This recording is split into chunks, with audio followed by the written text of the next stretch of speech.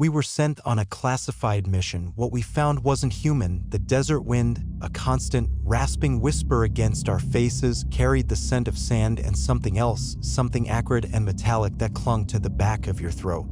We were Team Nightingale, Sergeant Major Miller, grizzled veteran and walking encyclopedia of military protocol, Lieutenant Reyes, fresh out of West Point, eager but green, Corporal Diaz, our tech specialist, a wiry guy who could coax a signal out of a potato, and me, Specialist Jackson, designated marksman and resident cynic.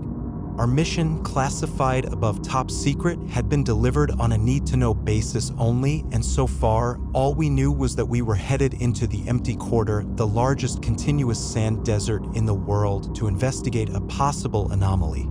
The anomaly, according to the heavily redacted briefing, was located near a long-abandoned research facility, codenamed Project Icarus, a facility that had been shuttered and scrubbed from the records decades ago after, as Miller put it, some eggheads messed with something they shouldn't have. The briefing packet, thinner than a pamphlet, contained grainy satellite images of the supposed anomaly, a series of geometric structures unlike anything natural, partially buried in the sand. They looked like the teeth of some colossal, subterranean beast. We rumbled across the dunes in our heavily armored Humvees, the engines straining against the shifting sands. The sun beat down with relentless intensity, turning the air inside the vehicles into a sweltering oven. Reyes, sweating profusely, kept glancing at the GPS, his brow furrowed with concern. "Are you sure about this, Sergeant Major?" he asked, his voice tight.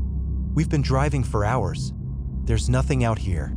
Miller, his face etched with years of sun and hardship, spat a stream of tobacco juice out the window. "Just keep your eyes peeled, Lieutenant. This desert ain't empty. It just hides its secrets well." Diaz, fiddling with his equipment, piped up from the back. "I'm picking up some weird electromagnetic interference in the area. Nothing consistent, but definitely something out of the ordinary." I scanned the horizon through my scope, the heat shimmering off the sand, distorting the landscape. There was nothing, just endless dunes stretching to the horizon, a landscape of utter desolation. After another hour of bone-jarring driving, Reyes finally announced, "We're approaching the designated coordinates." We crested a particularly large dune, and there it was. Project Icarus. Or rather, what was left of it. The facility was a sprawling complex of concrete bunkers and steel towers, half buried in the sand, like the ruins of some ancient, forgotten civilization. The buildings were scarred and weathered, the concrete cracked and crumbling, the steel rusted and corroded. It looked like it had been abandoned for a century. As we approached, I noticed something else, something that sent a shiver down my spine. The air was thick with a strange, oppressive silence. There were no birds, no insects, no signs of life. Just the wind whistling through the broken windows and the creaking of the rusted metal. We dismounted from the vehicles, weapons drawn, and cautiously approached the main entrance. The heavy steel doors were hanging open, twisted and broken, as if something immense had forced its way inside. Miller, his eyes narrowed, gestured for us to follow him. "All right, team, let's move. Stay sharp and watch your backs. We don't know what we're walking into." We entered the facility, the darkness swallowing us whole. The air inside was cold and damp, and the smell was overwhelming, a mixture of mildew, rust, and something else, something indefinable and unsettling. Diaz switched on his flashlight, the beam cutting through the gloom, revealing a scene of utter chaos. The corridors were littered with debris, overturned desks, broken chairs, shattered glass. Papers and files were scattered everywhere, their contents faded and illegible.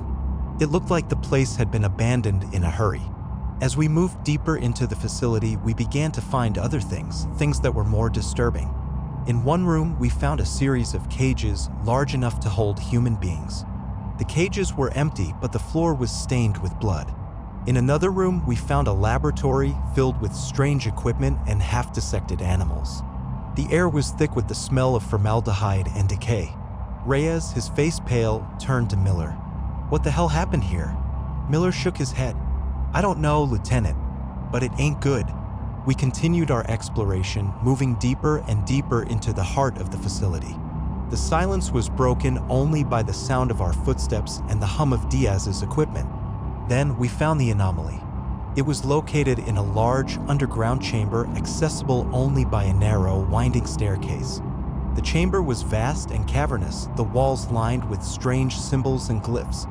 In the center of the chamber, bathed in an eerie, green light, was the structure we had seen in the satellite images.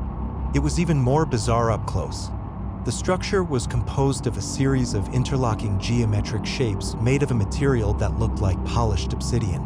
It pulsed with a faint, rhythmic energy, and the air around it shimmered with heat. As we approached, Diaz's equipment went haywire, spitting out sparks and emitting a high-pitched whine. "I'm getting readings off the charts," he shouted. "This thing is emitting some kind of energy field. It's messing with my instruments." Miller, his eyes fixed on the structure, raised his hand. "Hold your positions," he ordered. "I want a perimeter established. Jackson, Reyes, cover the flanks. Diaz, see if you can get a reading on what this thing is." I moved to the left flank, my rifle raised, scanning the shadows. The air was thick with tension. I felt like we were being watched, like something was lurking just beyond the edge of the light. Reyes, his face pale and sweating, took up position on the right flank. Diaz, his hands trembling, began to fiddle with his equipment. Suddenly, the structure began to glow brighter, the green light intensifying. The air crackled with energy. Diaz cried out, "It's overloading. I can't control it." Then, the structure emitted a pulse of energy, a wave of pure force that slammed into us like a physical blow. I was thrown backwards, hitting the ground hard. Everything went black. When I came to, my head was throbbing and my ears were ringing. I was lying on the floor, surrounded by debris. The green light was gone and the structure was no longer pulsing. It was just a silent, inert mass of obsidian. I staggered to my feet, my body aching. I looked around for the others. Miller was lying on the floor, unconscious. Reyes was slumped against the wall, his eyes wide with terror.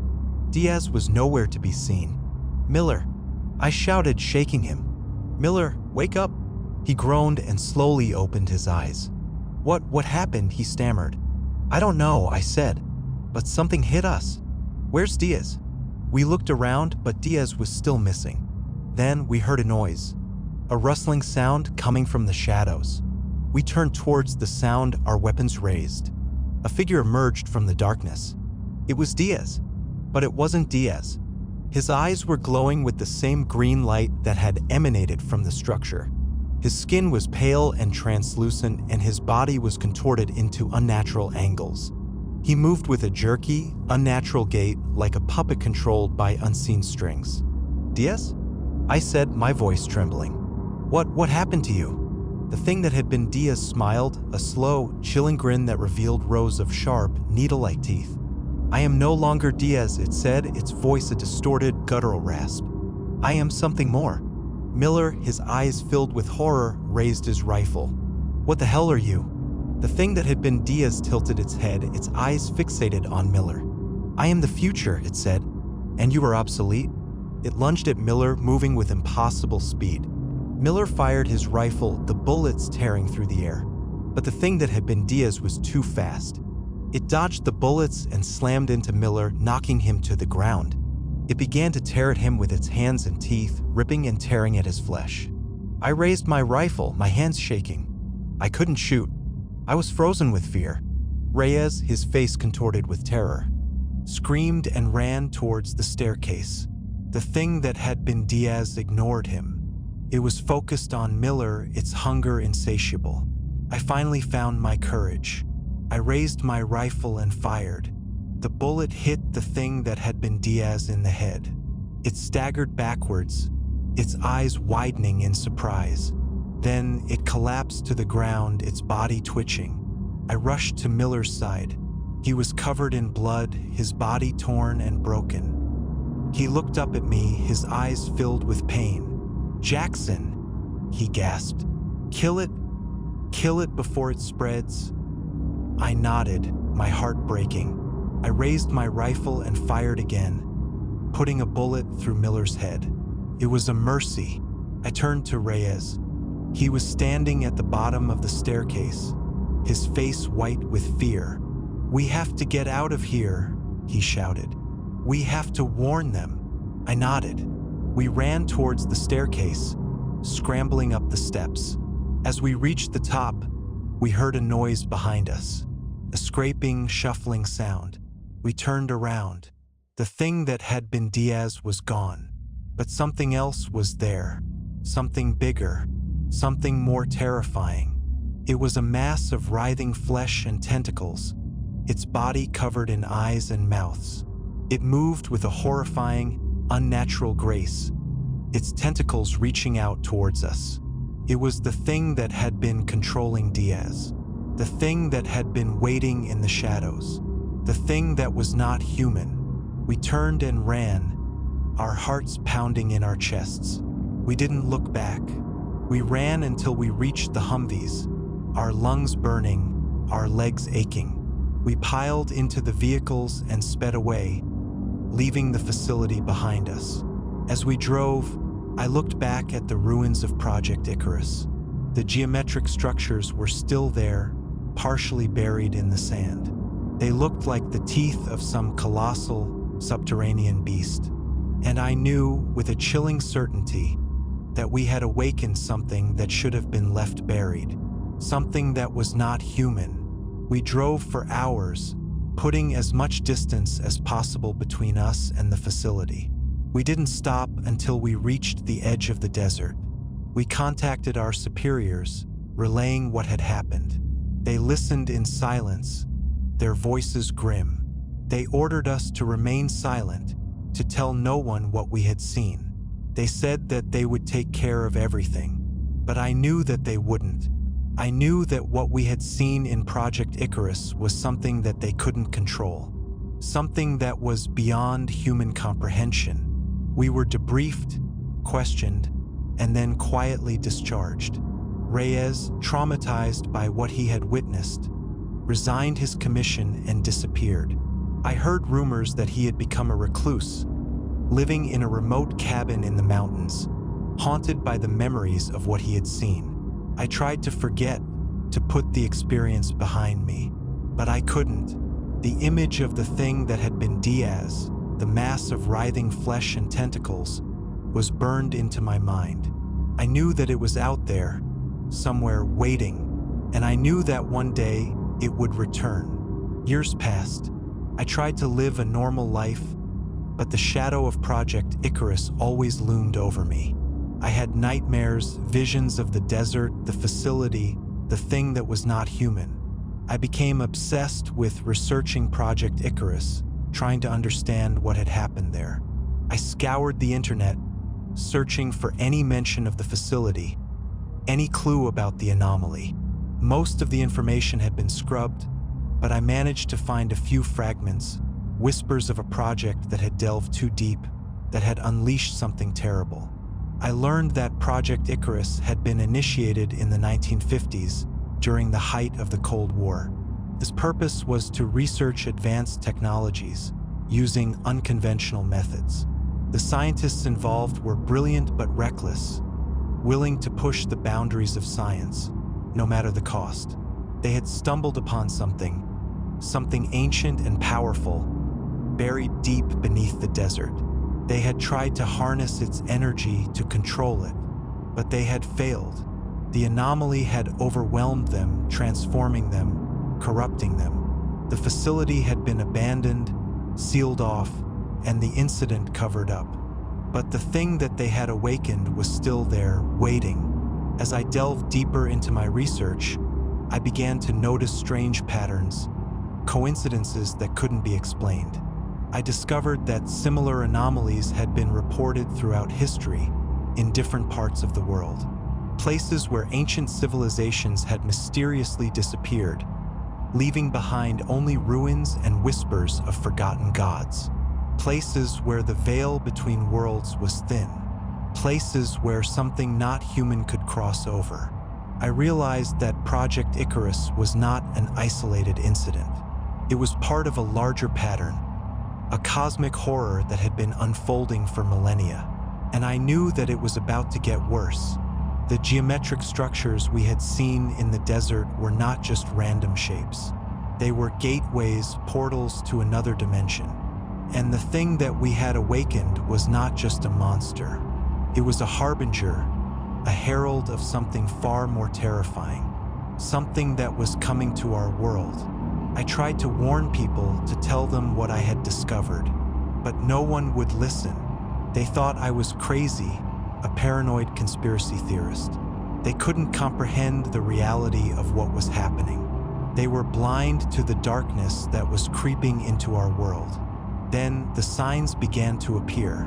Strange weather patterns, earthquakes, volcanic eruptions, mass animal deaths, inexplicable disappearances. The fabric of reality was unraveling, and I knew that the time had come. The thing that we had awakened in Project Icarus was not alone. It was part of a vast, ancient network of entities, beings of unimaginable power and malevolence. They had been waiting for centuries, preparing for their return, and now they were coming. I knew that I had to do something, anything, to stop them. I had to find a way to close the gateways, to sever the connection between our world and theirs. But I didn't know how. I was just one man, armed with a rifle and a handful of half-forgotten memories. How could I possibly stand against such overwhelming forces? Then I remembered something. During my research, I had come across a reference to an ancient ritual, a ceremony that was said to have the power to banish evil spirits. The ritual was complex and dangerous, requiring specific ingredients and precise timing. But it was the only thing I had. I decided to try it. I gathered the necessary ingredients, ancient herbs and minerals, obscure texts and forgotten symbols. I found a remote location, far from civilization, a place where the veil between worlds was thin. I prepared the ritual, carefully following the instructions. As I began the ceremony, I felt a presence, a dark and malevolent energy that surrounded me. The air crackled with power. The ground trembled beneath my feet. I chanted the ancient words, my voice hoarse and trembling. The symbols glowed with an eerie light. The wind howled like a banshee. Then something happened. The sky opened up, revealing a vision of unimaginable horror. I saw swirling vortexes of dark energy, grotesque shapes and figures that defied description. I heard screams and whispers, voices that spoke of madness and despair. I felt the presence of the beings that were trying to enter our world. They were vast and terrible, their power overwhelming. I almost lost my nerve. I almost gave up. But then, I remembered Miller, lying on the floor, covered in blood, his eyes filled with pain. I remembered Reyes, running away in terror, his face white with fear. I remembered Diaz, transformed into a monster, his humanity lost forever. And I knew that I couldn't fail. I had to fight. I focused my mind, channeling all my energy into the ritual. I chanted the ancient words with renewed fervor, my voice ringing with power. The symbols burned brighter. The wind howled louder. The ground trembled harder. Then the vision began to fade. The swirling vortexes of dark energy dissolved. The grotesque shapes and figures disappeared. The screams and whispers subsided. The presence of the beings that were trying to enter our world receded. The sky closed up. The darkness retreated. I had done it. I had banished the evil spirits. I had closed the gateways. I had severed the connection between our world and theirs. I collapsed to the ground, exhausted but triumphant. I had saved the world, but I knew that it was only a temporary victory. The beings that I had banished would return. They were patient. They were relentless. They would wait for another opportunity, another weakness in our defenses. And one day they would come back. But for now, I had bought us some time. I had given humanity a chance to prepare to defend itself against the darkness that loomed on the horizon. I stood up, my body aching, my spirit weary. I looked out at the world, at the stars shining brightly in the night sky, and I knew that my work was far from over. I had to keep watching, keep guarding, keep fighting, because the thing that we had found in Project Icarus was not gone. It was just waiting, and one day it would return. The metallic scent lingered in the air, a constant reminder of what lurked beneath the sands, of what we had unleashed. The silence of the desert was no longer peaceful, but pregnant with a dread that settled deep in your bones. The mission was classified, the truth buried, but the echoes of what we had witnessed resonated within us, a chilling testament to the fact that some doors are better left unopened, some secrets better left undisturbed.